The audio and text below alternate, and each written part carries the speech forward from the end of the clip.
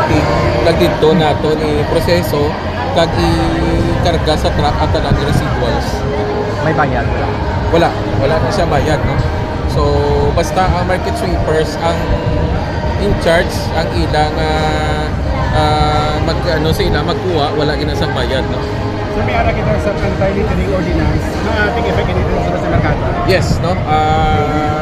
Panibag-o pa lang ning operation, we will assign a team para nga mag-IEC anay before kita mangdakop gate kag mag-enforce ang anti-littering ordinance.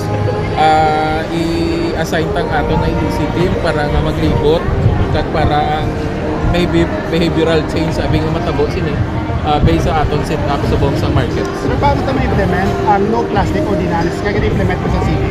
Actually, i-discuss na namon ni Janice, no, kay ang enforcement ara sa iya sa plastic ordinance. So magalibot sila next week para ma-inform kag ma-educate ang aton nga mga vendors diri sa markets nga bag-o para ma-implement ang plastic ordinance. Pwede mo direct instruction or mensahe sa mga vendors natin in handling sa ilang kabasura. Yes, no, apilar kita paagi sa aton mga partners sa media nga I know mabudlay ang first week siguro naton sa pag-dispose ang aton nga mga basura, no, especially diri sa bag-o nga markets. Kag ginapangabay din naton no, nga be responsible in disposing your waste.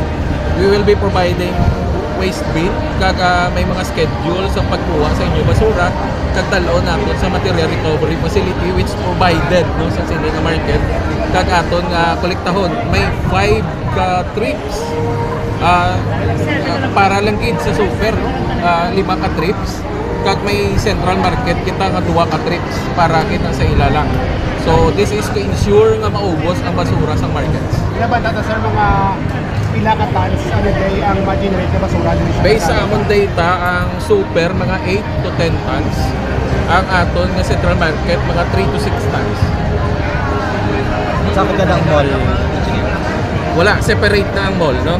So when we say market, ang public market lang ginaton.